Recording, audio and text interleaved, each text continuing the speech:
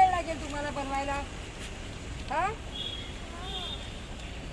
किती वेळ लागेल? तुम्ही खाली या, खाली या, खाली मी थांबले. लवकर या, लवकर. चावी ते गाडी तिथे लावू जरा. लवकर या, लवकर या. खाली जेवढं बनले तेवढ्या चाव्या घेऊन खाली लवकर घेऊन या. लगेच लगेच मी थांबले. लवकर या. सकाळपासून त्यांना बसून ठेवले 9 वाजल्यापासून. लवकर या. Rajendra Paswan. Next next next. अरे पाय नको पडू बाबा. भेटले आज आम्हाला किती दिवसांनी सरकारचा भेटला नमस्कार, इस वक्त हम मीरा भाईंदर महानगर पालिका के बाहर है। जैसे कि आप मेरे पीछे देख रहे हैं, BSUP अंतर्गत योजना के अंतर्गत आने वाले लोगों को मीरा भाईंदर महापौर जो है उनके लिए नए मकानों की चाबियां कहीं ना कहीं वितरण कर रही है।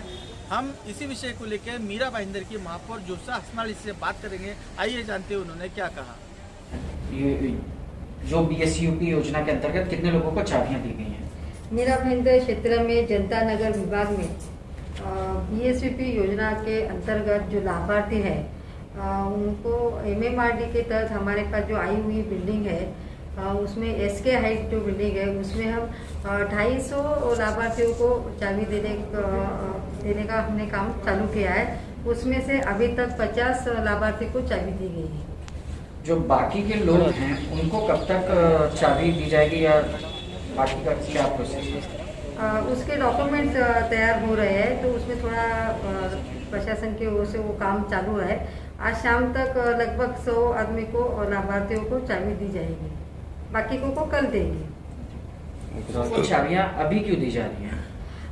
जैसे कि अभी आपने देखा होगा कि 2 दिन पहले जो तूफान आया था और बहुत भारी बारिश थी, तो उसमें बहुत सारे लोगों के घर के पतरे उड़ के चले गए, बहुत सारी दिक्कत उनको झेलनी पड़ी। तो ऐसे समय पे आने वाले बारिश से भी उनको तकलीफ हो सकती है।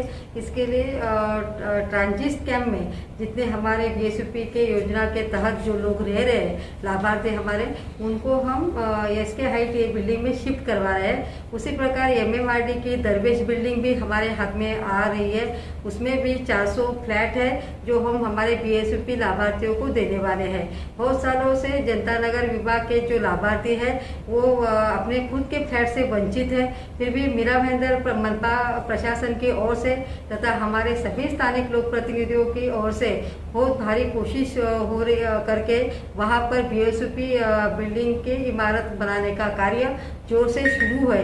फिर भी वक्त लग रहा है और ऐसे समय पे लाभार्थियों को हम परेशान नहीं करना चाहते हैं। उनकी तकलीफ को दूर करने के लिए MMRD की तरफ से अब ये जो हमारे पास आई हुई बिल्डिंग है उसमें हम उन्हें शिफ्ट करवा रहे हैं। शिवसेना गली में 2 दिन पहले जो बिल्डिंग गिरी थी उस वहाँ के लोगों का आरोप है कि उन लोगों को वहाँ से सामान निकालने तक की भी मोहलत नहीं दी गई और उनकी बिल्डिंग को तोड़ दिया गया। इसके बारे में आपको क्या कहना है? शिवसेना बिल्डिंग गली में जो बिल्डिंग गिरी थी वहाँ पर मैं खुद गई थी, विजिट मैंने दी थी। वहाँ के स्थानिक नगर सेवक जो है उन्होंने आयुक्त से रिक्वेस्ट की, उसी प्रकार मैंने भी आयुक्त से रिक्वेस्ट की थी कि वहाँ के जितने भी अभी इमारत में लोग रह रहे हैं उनको सामान निकालने का मौका दिया जाए। और प्रशासन ने वहाँ पे मौका भी आयुक्त ने भी कहा था कि उनको मौका मिलना चाहिए। जो भी उनकी ज्वेलरी है या कोई चीज़ है जो अनामत रकम है या बहुत भारी सामान जो भी है वो निकालना ज़रूरी है, तो उसके लिए उनको थोड़ा बहुत वक्त दिया जाएगा। मगर उस समय पे थोड़ी प्रशासन के वहाँ के स्थानिक जो भी अधिकारी होंगे जो उधर कामकाज करते हैं उन्होंने थोड़ी घाई की होगी और उनको सामान नहीं मिलने को मौका दिया। तो अभी जो भी उनका नुकसान हुआ होगा तो प्रशासन के माध्यम से उसका मुआवजा मिलना चाहिए, उसके लिए मैं कोशिश करूँगी। और उसी प्रकार जो भी वहाँ के जो भी वहाँ के लोग हैं तो उनके लिए भी कहीं MMRD के जो फ्लैट्स है तो उसमें भी उनको शिफ्ट करने की कोशिश वहाँ के स्थानिक नगर सेवक रवि व्यास, दुर्गा पांडे जी तथा और भी नगर सेवक है उन्होंने प्रयास किया है। उन्होंने ऐसा पत्र भी मुझे दिया है और हम प्रशासन के माध्यम से उनको MMRD के जो हमारे पास सदनिका है उसमें शिफ्ट करने की कोशिश करेंगे। मैडम, अभी उन लोगों की जब इमारत को तोड़ दिया गया है तो उनके रहने खाने के लिए मीरा भाईंदर महानगर पालिका ने क्या व्यवस्था किया है?